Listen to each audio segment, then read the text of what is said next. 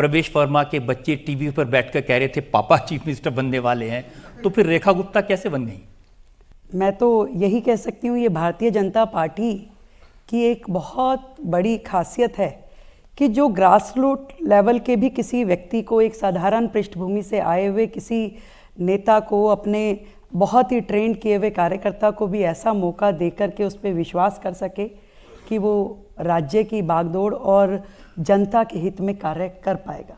तो मैं पूरा क्रेडिट जो है शीर्ष नेतृत्व को और पार्टी को देना चाहूँगी। ऐसे बीजेपी में कहते हैं ना कि जिसके नाम की ज़्यादा चर्चा होती है उसको मौका नहीं मिलता, तो आपने कोशिश की थी कि मेरे नाम की चर्चा ना हो जाए? मैंने बहुत कोशिश की कि मेरे नाम की चर्चा रुक जाए पर आप टीवी वाले लगातार दिखा रहे थे कि महिला बनी तो रेखा गुप्ता बनेगी, तो मुझे कुछ मेरे मित्रों ने कहा भी गलत है, आना नहीं चाहिए। मैंने कहा मैं रोक भी नहीं सकती, जो हो रहा है ईश्वर की उसमें कृपा रहनी चाहिए। मुझे दिल्ली की सेवा करने का मौका मिलेगा तो पूरी ताकत के साथ करूंगी, और कोई और काम मिलेगा वो भी पूरी शिद्दत के साथ करूंगी। ये भी कहते थे लोग कि बीजेपी में जो पहली लाइन में बैठा होगा उसका नंबर नहीं आएगा, तो आप पीछे बैठी थी कि आगे बैठी? मैं बिल्कुल दूसरी लाइन में बैठी थी, पहली में नहीं बैठी थी। मैं भी तो 30 साल से पार्टी में काम कर रही हूँ, तो मुझे मालूम था कि पहली लाइन का नंबर नहीं आने वाला।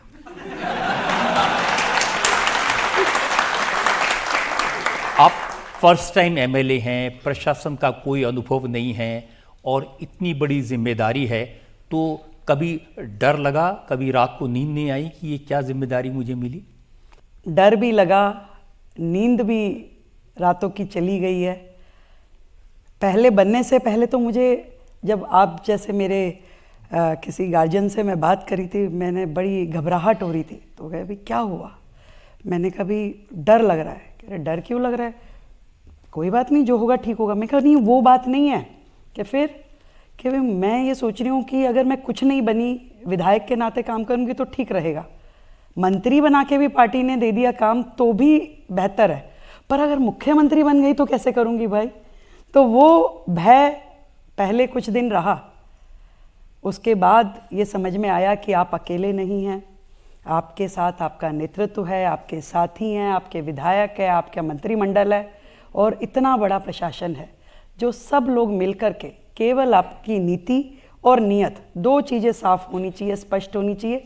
उसके बाद तो ये कारवां है, जब मिल करके चलेंगे तो दिल्ली के हित में काम करेंगे ही करेंगे। देखिए 27 साल भारतीय जनता पार्टी को इंतजार करना पड़ा, दिल्ली में अपनी सरकार बने, ये टीस होती थी, 7 एमपी जीत जाते थे लेकिन दिल्ली हार जाते थे। अब ये और बताइए कि मुख्यमंत्री बनने से पहले मोदी जी को आप कितनी बार मिली थी? मोदी जी को मैं सैकड़ों बार मिली, एक कार्यकर्ता के रूप में, एक नेता के रूप में, पार्षद के रूप में, संगठन की दायित्ववान कार्यकर्ता के रूप में। मैं मोदी जी को पूरा जानती थी, पर मोदी जी मुझे कितना जानते थे ये मुझे नहीं पता था।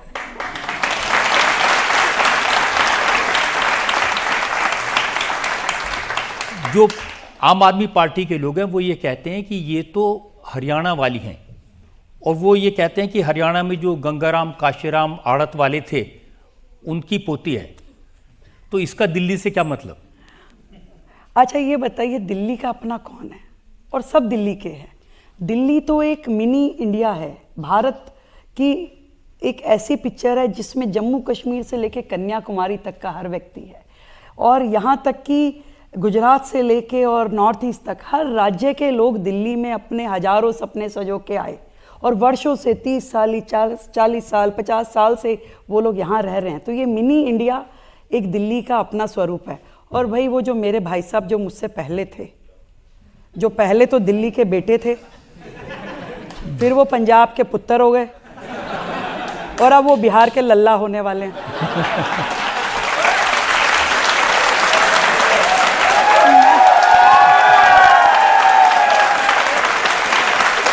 मैं तो दिल्ली की बेटी हूँ भाई, तो दिल्ली के लिए मेरा दायित्व है पूरी तरीके से फुल टाइम 24/7 दिल्ली की मुख्यमंत्री के नाते काम करना मेरा दायित्व है, और मैं कर रही हूँ। ये तो कहते हैं लोग कि पैर में चक्कर है, दिन भर घूमती हैं।